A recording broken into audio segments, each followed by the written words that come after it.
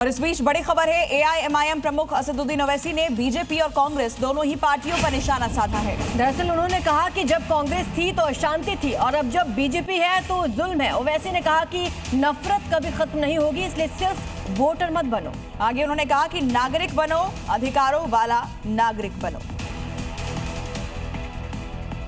असम के मुख्यमंत्री हिमंता बिस्वा ने दावा किया है कि बंगाल में बीजेपी जीत रही है और पश्चिम बंगाल में बीजेपी की सरकार बन रही है। हिमंता बिस्वा शर्मा ने कहा कि उन लोगों को दौड़ाकर मारना पड़ेगा जिन्होंने हमारे उम्मीदवारों को मारा है।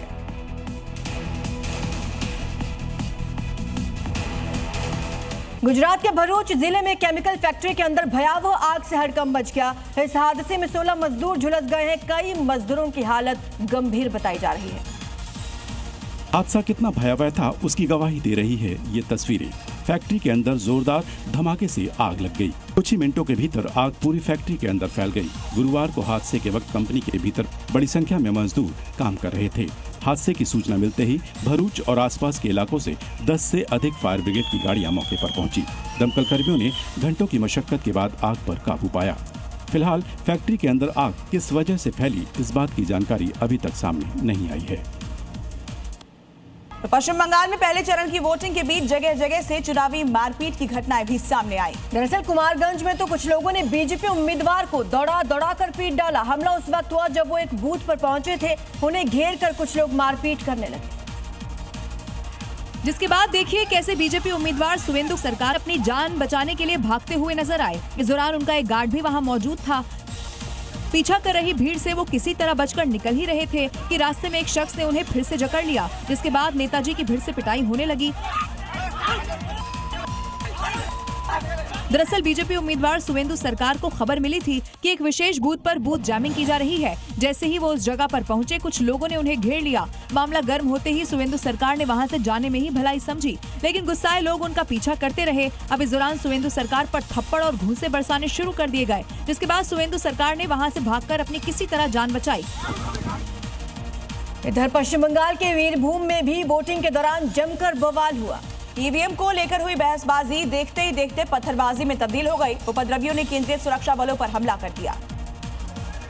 चुनाव के पहले चरण में बीरभूम में चुनावी रक्त चरित्र नजर आया है, जहां खराब ईवीएम मशीन को लेकर कुछ लोगों ने जमकर बवाल किया। इस दौरान उपद्रवियों ने केंद्रीय सुरक्षा बलों पर पत्थर फेंकने शुरू कर दिए। सरकारी गाड़ियों को निशाना बनाया गया, पत्थर फेंककर उनके शीशे तोड़ दिए गए। देखते ही देखते वहां हालात आउट ऑफ कंट्रोल होने लगे। यहाँ तक कि पुलिस ने उपद्रवियों से निपटने के लिए हथियार तक निकाल लिए, क्योंकि उपद्रवी लगातार सुरक्षा बलों पर पत्थर फेंक रहे थे, कुछ भी सुनने को तैयार नहीं थे। उनके हमले में कई जवानों को चोट आई है और कई गाड़ियों को नुकसान पहुंचा। वृंदावन के बांकी बिहारी मंदिर में ठाकुर जी के लिए हर रोज फूल बंगला सजने लगा है। शाम को अलग अलग किस्म के देशी विदेशी फूलों से बंगलों की महक से ठाकुर जी भी वहां पर महक रहे हैं। ब्रज में ग्रीष्मकालीन उत्सव में भक्तों की भारी भीड़ उमड़ने लगी है। बांके बिहारी मंदिर में भारी संख्या में श्रद्धालु लंबी लंबी लाइनों में लगकर ठाकुर जी के दर्शन कर रहे हैं। उत्तर भारत में भीषण गर्मी का प्रकोप बढ़ रहा है। वैसे ब्रज के मंदिरों में अपने आराध्य ठाकुर जी को शीतलता प्रदान करने के लिए विशेष जतन किए जा रहे हैं। इसी क्रम में विश्व प्रसिद्ध फूल बंगला महोत्सव की धूम मची हुई है। इन बंगलों को बनाने के लिए विशेष रूप से मोगरा, गुलाब, बेला और चमेली जैसे सुगंधित फूलों का इस्तेमाल किया जा रहा है। ये केवल सजावट नहीं बल्कि भक्ति का एक स्वरूप है। फूल बंगले के दर्शन के लिए देश विदेश से श्रद्धालु ब्रज पहुंच रहे हैं। पश्चिम बंगाल में पहले चरण के मतदान के बाद भी हिंसा जारी है। आपको बता दें कि वोटिंग के बाद मैना में हिंसा की खबरें हैं। आरोप है कि 10 टीएमसी वर्कर्स पर हमला किया गया। आरोप है कि टीएमसी के पोलिंग एजेंट को पीटा गया है। तो टीएमसी की ओर से हमले का आरोप बीजेपी पर लगाया जा रहा है। वहीं बीजेपी ने भी टीएमसी कार्यकर्ताओं पर बीजेपी के एक नेता के घर पर हमला करने का आरोप लगाया है। पश्चिम बंगाल से बड़ी खबर है, टीएमसी के पोलिंग एजेंट की यहां पिटाई की गई है। चुनाव के बीच इस तरह की कई खबरें सामने